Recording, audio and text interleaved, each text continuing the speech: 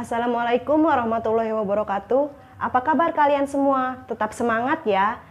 Pada pembelajaran kali ini, kita akan membahas tentang struktur teks deskripsi. Struktur itu adalah sesuatu yang membangun atau kalian bisa lebih pahami adalah bagian-bagian. Nah, struktur teks deskripsi berarti sesuatu yang membangun teks deskripsi atau bagian-bagian yang terdapat di dalam teks deskripsi. Struktur teks deskripsi itu ada 3. Yang pertama, identifikasi, yang kedua, deskripsi bagian, dan yang ketiga, simpulan atau kesan. Baik, sekarang kita bahas satu persatu. Yang pertama, identifikasi. Identifikasi itu berisi nama objek, lokasi, sejarah lahirnya, makna nama, atau pernyataan umum tentang objek. Tetapi tidak harus seperti ini, tidak harus persis seperti ini. Yang terpenting adalah di bagian identifikasi itu bagian memperkenalkan objek yang akan dideskripsikan. Baik, kita lanjutkan ke struktur yang kedua, yaitu deskripsi bagian. Deskripsi bagian ini berisi perincian bagian-bagian objek. Berbeda dengan bagian sebelumnya yang hanya memperkenalkan objek, pada deskripsi bagian ini dijelaskan bagian-bagian objek dengan lebih rinci lagi. Nah, penjelasannya itu meliputi apa yang dilihat, apa yang didengar, dan apa yang dirasakan berdasarkan tanggapan penulis. Contoh, teks deskripsi tentang sekolah. Berarti apa yang dilihatnya itu misalnya ruang kelas, lapangan, perpustakaan, dan lain-lain. Lalu apa yang didengar itu misalnya ramainya siswa ketika sedang berdiskusi di kelas atau ramainya siswa ketika sedang berolahraga di lapangan. Nah, itu nanti dideskripsikan yang seperti itu. Selanjutnya, apa yang dirasakan berarti mencakup suasana, apakah nyaman, sejuk, menyenangkan, dan lain sebagainya. Itu nanti dideskripsikan mengenai suasananya tentang sekolah itu. Kita lanjutkan ke struktur yang terakhir, yaitu simpulan atau kesan. Pada bagian ini berisi pernyataan akhir atau kesan penulis terhadap objek yang dideskripsikan. Jadi, di sini terdapat pendapat penulis tentang objek yang sedang ia deskripsikan.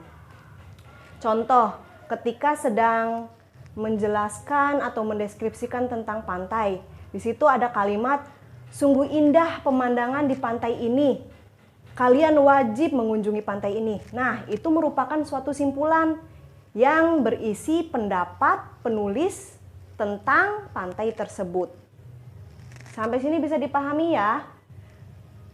Kalian perhatikan dulu ya, di sini ada contoh analisis struktur teks deskripsi yang berjudul Ayah Panutanku. Untuk menganalisis struktur teks deskripsi, kalian harus membaca teksnya terlebih dahulu, lalu memahami isi setiap paragrafnya. Baik, di sini sudah terlihat di dalam tabel ini Ibu sengaja membagi paragraf demi paragraf supaya kalian bisa lebih fokus dan bisa lebih paham. Langsung saja kita bahas paragraf pertama.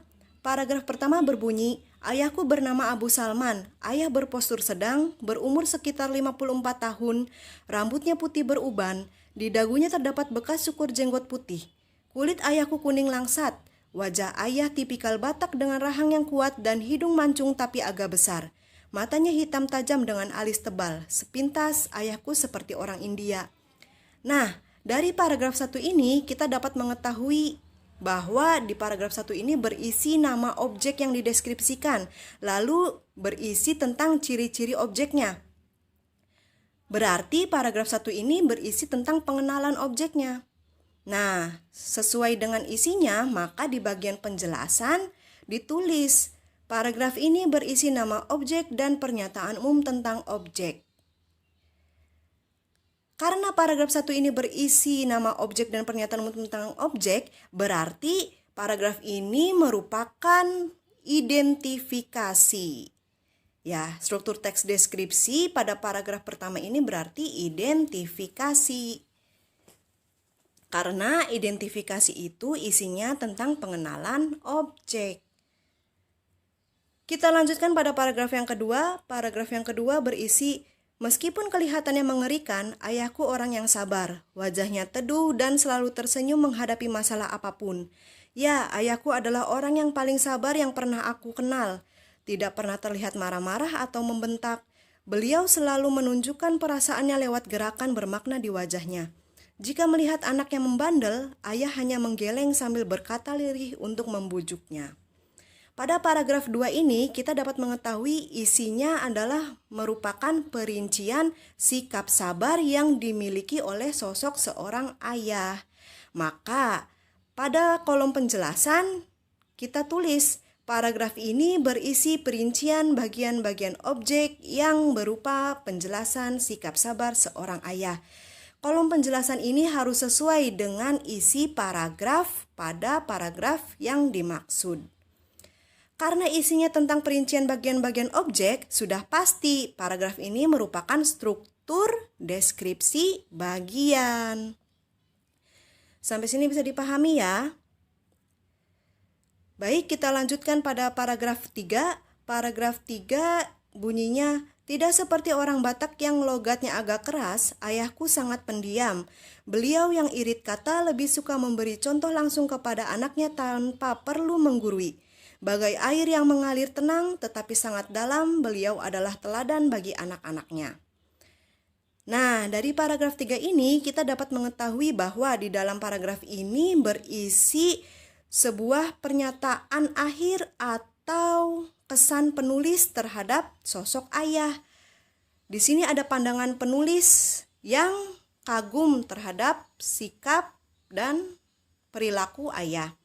Dapat dilihat dari kalimat terakhir, beliau adalah teladan bagi anak-anaknya. Nah, ini merupakan kesan penulis yang meneladani sosok ayah. Maka pada kolom penjelasan ditulis paragraf ini berisi pendapat atau kesan penulis terhadap sosok ayah. Karena paragraf ini berisi pendapat dan kesan penulis, maka paragraf ini termasuk paragraf yang disebut simpulan atau kesan dalam teks deskripsi. Di sini pahami anak-anak pembagiannya. Semoga kalian bisa membedakan antara identifikasi, deskripsi bagian, dan simpulan. Sekian penjelasan dari Ibu. Semoga video ini dapat membantu kalian dalam memahami materi. Kurang lebihnya mohon maaf. Assalamualaikum warahmatullahi wabarakatuh.